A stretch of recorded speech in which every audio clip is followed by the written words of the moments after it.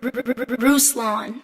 All right, before we say anything else about the LeBron James tweets, about all of the uproar after the LeBron James tweets, we have to stop and acknowledge that a young lady lost her life just the same day, around the same time as the George Floyd verdict came in. I believe you say her name, Ma'Khia Bryant, was in an officer-involved shooting. The entire thing is tragic, top to bottom, and his emotions are flying high. I'm going to do my very best to articulate the way Ecclesiastes tells us to avoid extremes, and the way Proverbs tells us to hear out the other side of the perspective and understand what's happening, because this is a very tense time. And though there was accountability with George Floyd, people still feel like there hasn't been enough accountability. I'm gonna get to that. So do me a solid, like if you can, just rock with me till the end of this video. Just start off what happened. This young lady, 16, there's an altercation. She calls the police on these older kids. Apparently they're in her foster home. I don't know if this was her foster home, that foster home. I don't know if they were all living together, all foster kids together. I don't know what the logistics are. And the initial breaking news story is 15-year-old little girl gets shot by the police. That's the initial thing that comes out. Well, the police in this situation were very, I think, quick and shrewd on their part to release the body cam footage. And when the body cam footage was released, what we saw, or those of you guys that want to see, and a lot of people don't want to see the body cam footage, there's still frames flying around everywhere of what led exactly to the shooting. And what we saw was a scuffle, an altercation, and the young lady in question who called the police wielding a knife at another lady who was holding a dog and looking like she was about to stab her in the neck. The officer yelled, "Stop," shot 4 times. The young lady tragically dies. This was a complete tragedy top to bottom. Like this is terrible. This is not okay. And anyone bringing up her weight or her whatever, her age, is just doing it in such poor taste. Anybody that's like, I don't care what her name is just, it's very not okay. It's not okay. And if you think it is okay, you really got to check your heart in this situation, in the way they're speaking about this young lady. This entire situation was tragic. We don't know her backstory. What we do know is that she had a knife and it looked like she was about to stab another person. And in that split-second decision, the police officer did what he thought was the best thing to do. And there is no, I don't like the term like justified kill or clean kill, because at the end of the day, someone's dead here. Parents are without a daughter. I don't know if I was in that officer's shoes, had I reacted any different. I don't know what the better response could have been. I don't know if going for the taser instead of the gun was logistically possible when you're pulling up to the scene. And it looked like the entire thing transpired within a matter of seconds. And you see someone with a knife looking like they're about, literally the knife is in motion. It looks like she's about to stab the other girl. Had it gone the other way, I don't know. But what happened and what came out first wasn't the right narrative, I would say. And I'm not saying that there isn't like a narrative or an agenda and the media is evil. The media is going to do what the media is going to do. I don't rock with mainstream media. I don't recommend you rock with mainstream media, either Fox or CNN, okay? This comes out, there's a story, and then boom, within a couple hours, they released the body cam footage. The body cam footage tells the more complete story, which is there was a fight. She had a knife. It looks like she was going to kill the other girl. Cop kills the girl. You could say the cop saved the other girl's life, the girl in the pink.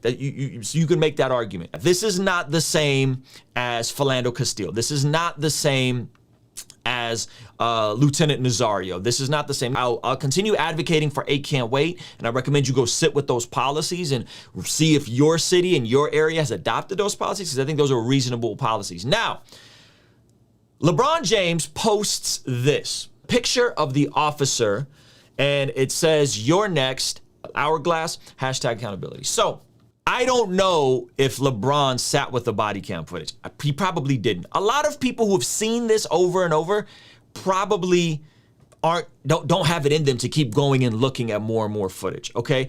And I don't know if the body cam footage was out, in all fairness, when he tweeted this. Now, what else came out in the emerging details? Well, there's a clip, and again, let's let's just say the police officer did everything he could have done in this situation. But there's a clip that comes out immediately after this. And this is, again, details are emerging. This is before the body cam footage. And this is one of the things that really bugged me. It sounds like there's a bunch of people around. A child just lost her life. She is a child. It doesn't matter. None of that. Her size doesn't matter. She is a child. She's 16 years old. And one of the first clips that comes out from the scene is this clip right here. Blue Lives Matter, okay? And what it appears and what was reported is that the officers on the scene are telling the crowd, Blue Lives Matter. Now, I don't understand. Again, this is alleged. That's what this clip looks like. It looks like they're heckling the cops. People's emotions are high, and a cop goes around and says, "Blue lives." Like what? Why? If you're justified in the situation, and you know that your officer acted correctly, and you know that there's body cam footage, and they're gonna release this, what? Why? Why say that? Why? How is that helpful? What's the point of that, right? So that's it as the details are emerging. LeBron takes the tweet down. I'm assuming somebody reached out to him and said, "Hey, this isn't what you think it is. This isn't another situation." Because again, if you're coming from a perspective of having seen these things over and over again, and I'll get into some of the statistics here in a second, but if you're coming from a perspective of this is just what's happening, right? And there's a degree of groupthink in there, and this is normal to you. They killed another one. They killed another child. They killed another 50, right? So LeBron James takes the tweet down and he puts out this two following tweets. He says, anger does, I think he meant doesn't do any of us any good, but some typos in here. Anger does any of us any good, and that includes myself. I'm assuming saying doesn't do any of us any good. Gathering all the facts and educating though. My anger is still here for what happened to that little girl. My sympathy for her family, may justice prevail.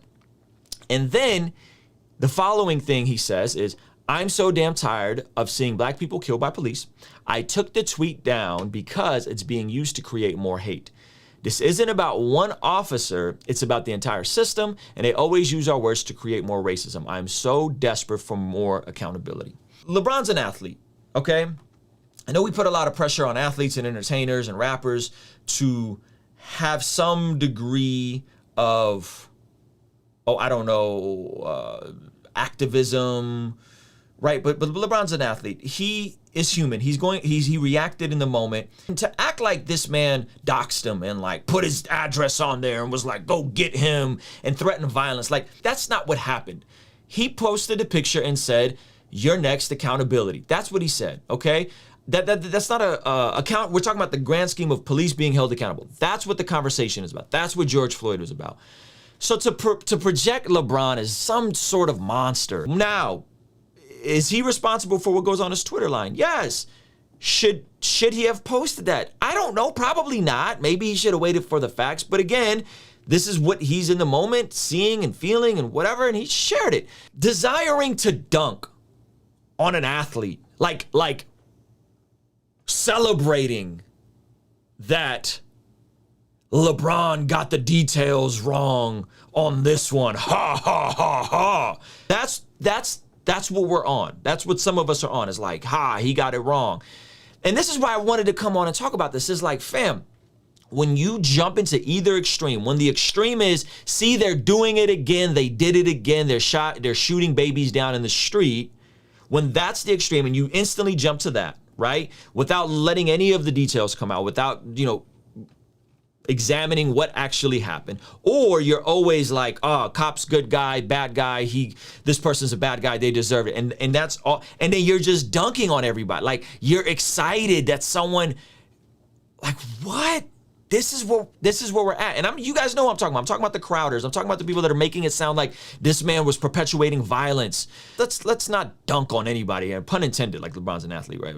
Don't do that. Like, you look goofy. Like, he's not an activist. Like, he's not a trained anything. Like he's an athlete. He's an athlete. And he's a great athlete. He's one of the greatest athletes. And because he's an athlete, people listen to him and he has influence and he has power. And that's awesome.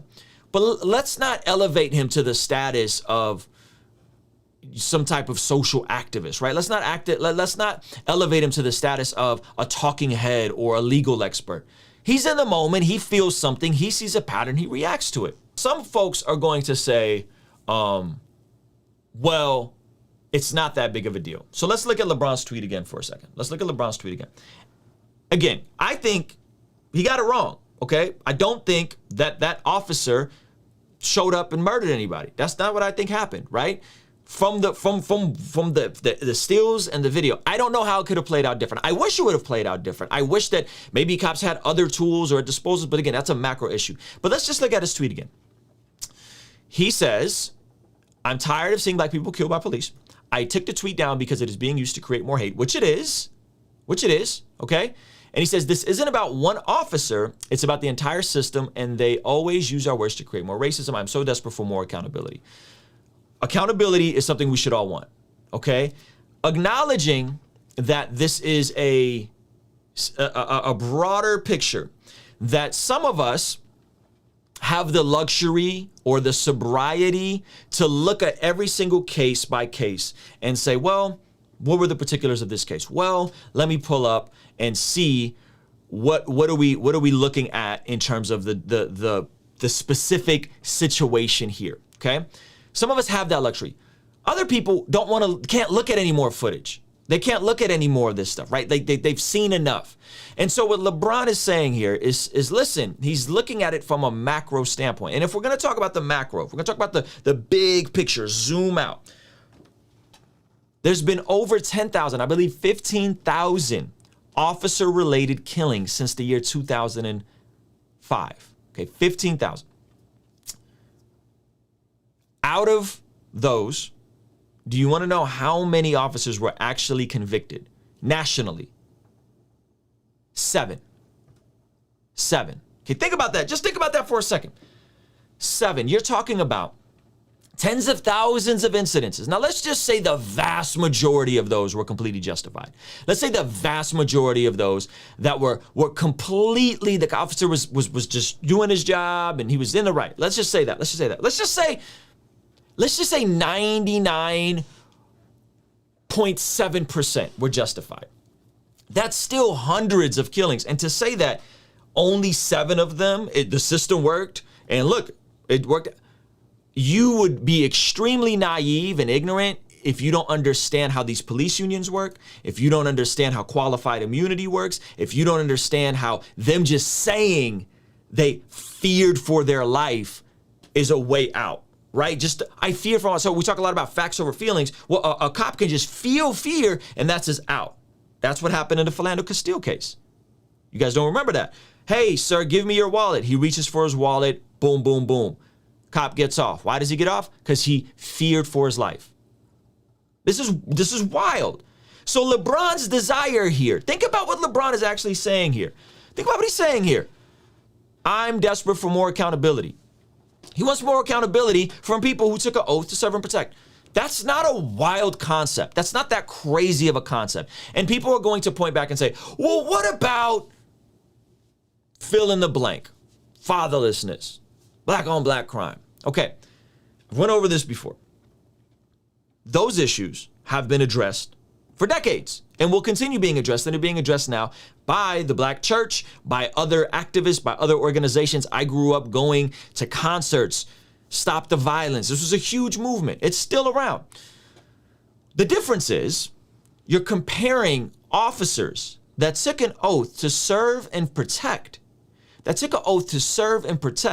and they're misbehaving, and there's only been 7 convictions in the last, since 2005, the last 16, 17 years, 7 has been 7? You mean to tell me it's only happened 7 times? Like anybody with a sober mind will look at that and be like, that something's off about that number. Something's not right about the number. And so when we divert and we say, well, what about this thing? Or what about that thing? Or it's only 2020, there was only 19 unarmed people killed by police and only 10 of them were black people, right? When you're looking at the math, you're not really doing anybody any favors. in the sense that like when it just goes back to like the statistic, because I can give you statistics. Here's a statistic for you. There's over 350 million interactions with police officers every single year. And police officers have a dangerous job. Police officers put their life on the line. We should respect police officers. We should honor police officers. However, if we're looking at the math, right? If we're looking at the math, being a police officer is not even a top 20 most dangerous job. That's a fact. You can look that up. It's not even a top 20 most dangerous job. You have to get more training to become a barber than you do to have to become a police officer. That's a fact. 24 weeks average, okay? What good does it do for me to dunk on people with these facts? It doesn't do anybody any good. It doesn't do anybody any good to be like, yo, I know police have a dangerous job, but you know it's not even a top 20 dangerous. Like, I know there's unjust killings, and we just saw George Floyd, and we saw Ahmaud Arbery, and we saw Philando Castillo, but you know it doesn't happen. You're more likely to get struck by lightning. It's like, fam, 10 is too many. 150 is too many over a decade. These are people who are public servants, took an oath to serve and protect. And I don't have all the answers. I don't know how it all gets worked out. What I'm saying is, if you see this is not somebody that's ill-intentioned. This is not somebody that's trying to cause harm. This is somebody that's trying to use their platform to speak about an issue that he's passionate about. And to say he doesn't do anything for his community and to say that he's a spoiled brat would just show that how ignorant you are. This man has built schools in Akron, Ohio. This man has created all kinds of programs, gave tons of money back to the city and the state that he came from to try and help people from his town. So to dismiss him and say, well, he's just pushing a leftist agenda narrative. Like, you sound goofy. You sound goofy. You sound silly. So I'm really, my heart here is to just try to get us to talk and hear each other. And there's a lot of trauma historically with black people in the police department and policing in general. That's a fact. You can go look at all the studies, right? And it is from some of the origins of the slave patrol. There's a lot there. And, you know, some say the trauma could be passed down genetically. I don't know. I'm not a scientist, okay? But to just dismiss it and just to minimize it and to say, it's not that big of a deal. It's da-da-da-da. Like, no, this is a big deal. In the same way, police officers fear for their life, but yet it's not a top 20 most dangerous profession. We still have to honor and respect the fact that they do have to go into dangerous situations. Right? We got to respect that. So, the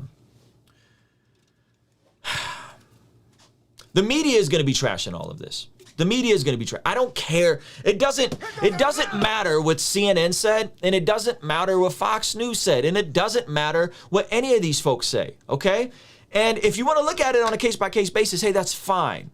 We're talking about 50, 60 years of data. We're talking about all the Rodney Kings before there was a Rodney King, before there was a video. Okay, we're talking about multiple generations. I'm talking about, I've seen it. I've been to 8 funerals. 2 of them were of unarmed black men killed by police that did not have weapons on them. 2, I've been to 2. They weren't hashtags. It wasn't viral.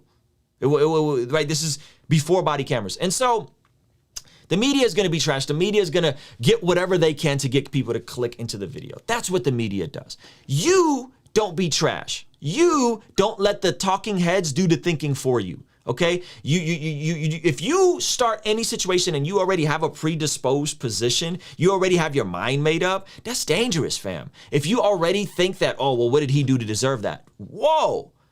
Because Lieutenant Nazario did nothing to deserve that.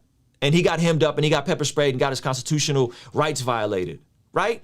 So this is way more nuanced than people want to let it on. And the truth is, hey, black people have been mistreated in this country. Yeah, I know. Like, oh my gosh. Like, yes, it's true. Racism is a thing, okay? So, police reform is good. Police reform is good. Accountability is good. Accountability is good. Why would you not want accountability? Why would you push back against it? Everybody's a legal expert this week. Everybody's like, was it legal? Murder 2 or murder 1? Listen, the world saw a man die. The world. It took the greatest uprising, the greatest civil unrest in history for them to secure a conviction on Chauvin. And the default you want to do is talk about the particulars of the law. And I only see conservatives saying it wasn't, you know, the Ben Shapiro's and the Candace Owens, mob rule. I only see them saying, yeah, it's technically manslaughter. It's not. Look, I told you guys I reached out to a family member of mine who is a DOJ prosecutor. He made it very clear. All they had to do to prove murder to was to prove that it was a felony act in the way he restrained him. Because all of his not co-defendants, but all of his own department testified against him and said he shouldn't have had his knee on his neck. That is a felony use of force, and therefore that was a murder to conviction. That's according to my friend who's a prosecutor, said he would have charged him with the same exact things. He would have went down the same exact thought process, would have pushed for the same exact thing. But hey, I'm no legal expert, and neither are you. Okay, and if all you're hearing is talking heads and they're defaulting to their line of thinking and and by the way, and the same thing on the left, if every time there's a shooting, the default is unarmed person killed, and there's no like degree of, well, let's be a little skeptical. What's happening here, right? Like, fam, this is not okay. So what are we talking about? Ultimately, this is what I'm gonna keep pointing you guys back to this. I'm gonna keep pointing you guys back to hashtag A Can't Wait. Okay, here is some reasonable police reform. Okay, A Can't Wait, require de-escalation, use of force continuum, ban chokeholds and strangleholds, require warning before shooting, ban shooting at moving vehicles, exhaust all alternatives, duty to intervene, comprehensive reporting. This is what you'll discover with A Can't Wait. If you go here, you can put in your city. I'm in San Diego County, and we have San Diego Sheriff. If you look at the bigger cities, by and large, the bigger cities in this database, they'll tell you how they're doing. And if I go here and I find San Diego, check this out. San Diego, by and large, follows all the A Can't Wait recommendations. So when we're talking about what are we doing, what are we gonna do, what's the solution? A Can't Wait. That's the actual policies that people are trying to get passed. Okay, A Can't Wait. Body cameras, which police are wildly for, especially in situations like this where you don't know the particulars what happened, and you can get a body camera footage released, and it can minimize tempers and calm some of this stuff down. These are the particulars. Okay. So the blue is what they adopted after A Can't Wait. So San Diego, after A Can't Wait, adopted a policy that banned chokeholds and strangleholds, and also added a duty to intervene law. This is one of the most important laws when you're talking about keeping police accountable, is the good cops have to say something. And if you don't, you can get in trouble. That's a great law. Why is that not a law? Why has that not been a law? Well, in San Diego, it just became a law after this was brought up. We still have not banned shooting and moving vehicles. The rest of these, San Diego, which is a bigger city, has adopted.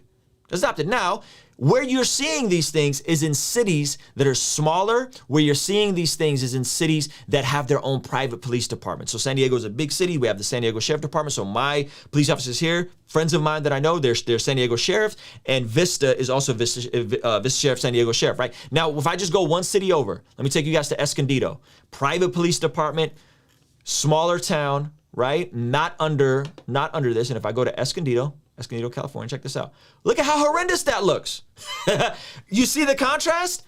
So they banned chokeholds after A Can't Wait. They still don't require de-escalation. They require warning before shooting. They don't require exhausting all alternatives before shooting. They don't have a duty to intervene law. They have not banned shooting and moving vehicles. They don't have a use of force continuum, and then they require comprehensive reporting, which just means that you cannot get rehired if you act out on the job in a different department, right? So again, this is Escondido. Look at Oceanside. That's the other city over for me. I'm showing you guys this so because you guys want solutions. People are like, what do we do? What is the solution? I'm showing you guys the solutions. Go support A Can't Wait. Go support A Can't Wait. Boom. Look at Oceanside. This is Oceanside, California. It's one city over. You want to know what's hilarious about Oceanside? Is when all this stuff broke out, I was on an NAACP Zoom call with a bunch of community activist people here. We were on a Zoom call with the chief of Oceanside's police department, and they brought this, when are you going to implement A Can't Wait? And he said, oh, we've already done it all. We've already willfully done it all. We're like, really? Really? Wow, that's fantastic. Good old Oceanside. Look, they all woke here with their new police laws. This is great. And then my buddy Jimmy Figueroa, who holds a law degree, remember, I got a lot of friends and family that are either in law enforcement or lawyers and the legal side of things. And then he started digging and he asked to look at their policy, and he discovered they flat out lied. They flat out lied. They don't do any of this. And he blew their whistle, and they formed the Oceanside Justice Coalition to get some of these things passed, and that's what they're working towards, right? Here are some solutions. So go, when you get a chance, go to acan'twait.org and see where your city ranks. These are things that we all should want. These are all things we all should want, because it may not always be black people. Clearly, there's white people this happens to, right? There's the kid in Utah, the autistic kid in Utah, special needs kid in Utah that was killed. There was the other gentleman, oh gosh, I can't remember his name. Similar circumstances as George Floyd, white gentleman that got killed. There's a dude in Arizona that got killed, and he was begging for his life. He was at a hotel room begging for his life, got killed, cop got off. There's been 7 convictions, 7 since 2005. You don't think this is an issue? No, it's not. It's not world hunger level, okay? It's okay, whatever issue you want to bring up. Okay, but it is an issue. It is important. We should deal with it. And as Christians, we should desire to be quick to listen, slow to speak, to extend empathy, to seek to understand before seeking to be understood, to love your neighbor as yourself. Jesus says that they will know you're my disciples if by your love for each other. By your love for each other, by your love for other Christians. And there's a lot of Christians that are maybe black or Mexican or whatever that don't feel very loved right now, or Democrat or liberal or whatever, don't feel very loved right now. Okay? And so, guys, you gotta be willing to hear the other perspective out. And in the case of police officers, listen, it's a dangerous job. It's a hard job. It's a high stress environment. Okay? Nevertheless, most police officers, most reasonable people should say, you know what? We need some reform. We need some change. And hey, I say this all the time. You know what? I don't go to rappers for my theology. I don't go to rappers for my preaching. In the same way, guys, I don't go to LeBron James for my political social activism. I don't go to athletes for my cues on social issues. Okay? Doesn't mean LeBron James is a bad guy. LeBron James is fantastic. He's one of the greatest basketball players to ever live. I'm a fan of his. I know LeBron James grew up in church, going to youth group, went to some Lecrae and DJ Official concerts early on. DJ Official met him. Cool kid. We're the same age. Okay? But LeBron James is not an activist. And if he decides to use his voice to speak out, praise God, respect him for that. Don't tell him to shut up and dribble. And guess what? Sometimes when you say stuff and you speak out, other information comes out and you gotta walk back some of your statements. And that's what he did. That's what he did here. Hey, you know what? Had I wished he would have apologized? I think so. I think it would have been polite or appropriate to apologize, but he didn't. He didn't apologize, but he made it clear. Listen, anger doesn't do any good for any of us, including myself. Gathering all the facts, educating does, though. My anger is still here for what happened to that little girl. My sympathy for her family, and may justice prevail. He walked it back. He explained it. He said he took it down. To make him out to be some kind of like reckless monster that's like, I'm just he's just wilding out and just putting officers' lives in danger. Like, you sound silly. You were looking the other way when politicians, elected officials were saying some suspect stuff and folks were storming the Capitol, but now all of a sudden an athlete says, you're next, #accountability. You think that's an escalation of violence? By the way, I was listening again. How much time were you spending listening to other voices? I was listening to Jesse Jackson today, and he made this really good, interesting point. It was at Dante Wright's memorial, and he said, peace is not the same as quiet. When we say no justice, no peace, what we're not saying is we're going to be violent. He said, but peace is not the same as being quiet. So we're not just going to be quiet. We're going to speak up. When we see an injustice, we're going to speak up. And hey, if you see injustices, if you see issues going on in inner city neighborhoods, if you have a heart for these things, then go do something about it. Don't just critique someone that's desiring to do something about this issue and say, well, what all your whataboutisms? Well, what about this? Well, what about that? Well, what about this? What about that? Guys, it doesn't do anything for your point. You don't win any brownies. It doesn't help you with the whataboutisms. You just look wild out here. That's the truth. You just look wild. What about black on black crime? Yes, as if no one sat and had multiple coalitions and multiple community gatherings and activism for decades. I grew up predominantly around black and brown people. I remember Stop the Violence. I remember all of these peace rallies. I remember the rallies between the gangs. I remember this stuff in the 90s. So there's no black churches trying to do anything. Like, that just proves to me that you don't have any black friends, or you don't really know anything about what actually happens in those communities, because there's been consistently folks fighting for that as well. Okay, so guys, just be patient with each other, hear each other out, listen to each other. Don't jump to conclusions, okay? And even when LeBron did, okay, and with the variables he worked with, he said something. I don't think he should have said it. He walked it back. And I had other friends that said something. Another one, they're killing our baby. And it's like, unfortunately, guys, it's a terrible, tragic situation, but that's not what happened there, okay? It's a bit more complicated. And by the way, if you go look at his tweets, it's not just the response to these tweets. It's not just a bunch of like fringe conservatives pushing back. It's not just a bunch of fringe conservatives pushing back. There's all kinds of just like, I was just kind of poking around and like, who are these people that are like pushing back? Like, LeBron, you spoke too soon. You shouldn't have said.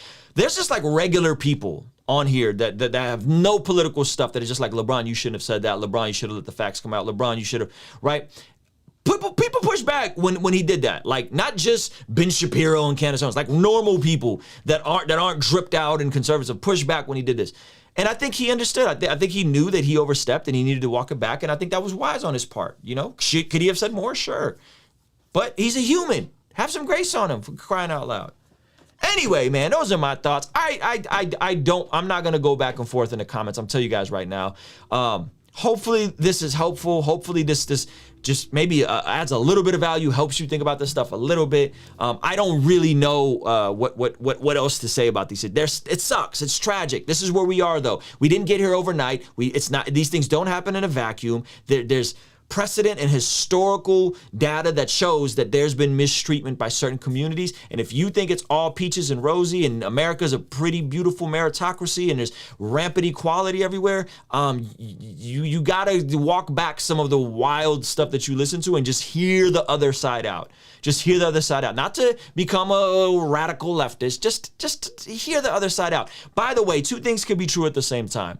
America could be an amazing place to live for black people, brown people, Armenian people, right? And it could be a land where 80% of America's millionaires are first generation rich, 60% of America's billionaires are first generation rich. That just means that they did not inherit it. That means that they are as close as you could be to self-made. That could be true. That is true. And at the same time, we got some things we need to work on with law enforcement, and we got some changes we need to make to our judicial system. And man, wealth inequality, that's also a thing. Gosh, how do we deal with that issue? Like, both things can be true. America could be wildly amazing to live in, and it could be tons of opportunity, while at the same time, hey, there's some issues we got to work through. There's some different systems we got to adjust, right? Both things can be true.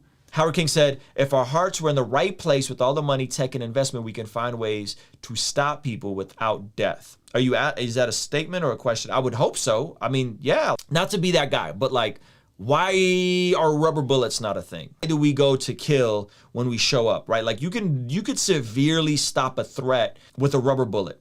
If you're pulling up on a bunch of teenagers fighting, why are you using regular ammo? I'm genuinely asking. I don't know. I don't know if there's a difference, right? I know that they use rubber bullets on crowds because they don't want to kill people in the crowds.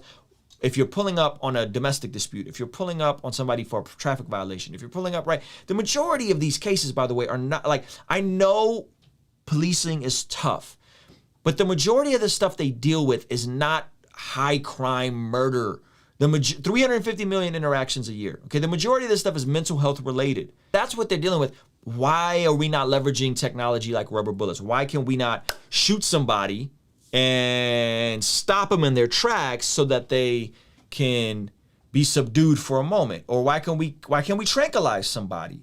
If you're law enforcement, reach out to me on Instagram. I'd love to bring you on. Talk to me, educate me. I'm trying to understand, why is it just like, 4 shots to the center mass, boom, like, that's the part, and we saw it with Tamir Rice, kids standing there with it wasn't even a real gun. It wasn't even a real gun. Cop pulls up, bang, bang, bang. What are you doing? What are you doing? That was a child. Like, you want to say, oh, she was 16. Tamir Rice was a child, fam. And did the cop get convicted of that? Nope. Guys, I don't have all the answers. I'm trying to figure this out. I know some things need to change. I hear LeBron and I also hear law enforcement, and I think everybody should be desiring progress to the same thing. I would hope that there would be companies that raise up to want to solve this problem. Oh my gosh, could you imagine developing some kind of technology that can be just as effective at stopping a threat but not personally ending a life?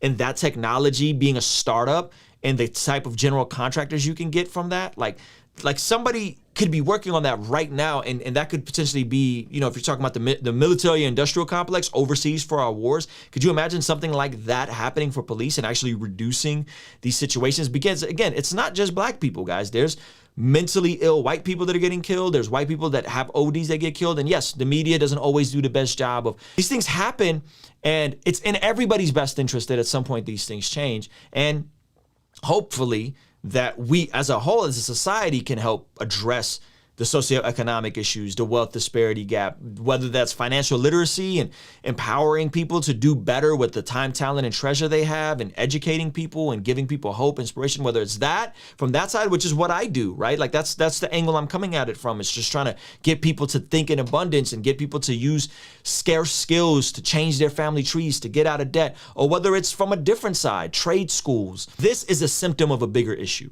That's what this is. The fact that people are coming in contact with law enforcement, the fact that we have a private prison system, this is a symptom of a bigger issue, and we need to address that bigger issue. Somebody asked me the other day, and he said, what do you think the solution is for reducing the recidivism rate from people coming out of prison? I said, it's simple. Give people opportunities to earn better incomes and change their family trees. What am I talking about? I'll give you an example. One of my really close friends was in prison the majority of his adult life in prison. Right? The first time he got out, he wanted to become a barber. Guess what? California didn't allow it at the time. What happened? He didn't have no type of trajectory. He didn't have no type of direction. He ended up back in prison. Did another 10 years. This time he got out and they changed that law. Guess what he's doing? He's in school becoming a barber. The time of just being in school, like the time of just not being in the mix is incredible. He can focus on something, right? He's around different people that also want to get it. And he's at the homie's barbershop on Sunday cutting and making $400 a week. That's pretty fire if you think about it. It's pretty fire if he's not licensed yet. So these are the things that can change the trajectory of somebody's recidivism rate, going back into prison, coming out, going back into prison, coming out. Just opportunity. It's a very good video you should watch. I want you guys to check out. It's a TEDx talk. It's called Everything You Think You Know About Addiction Is Wrong. Everything You Know About Addiction Is Wrong. It's a TEDx talk. I highly recommend you check it out. I feel like it's in line with a biblical worldview and the heart of compassion and empathy and all that kind of stuff. And so hopefully this is helpful. So much of our system has been punitive and punishment instead of being restoration and changing somebody from the inside out. Hopefully this was helpful. I appreciate you guys rocking out with me. As always, if you want to partner with what we're doing here, join the most talented community in the internet, our King's Dream Patreon community, where we do Zoom calls, give access to extra content and discount codes, all kinds of stuff. Appreciate you guys. Thank you guys so much. I love you guys. Peace. King's Dream Entertainment. Ruslan. I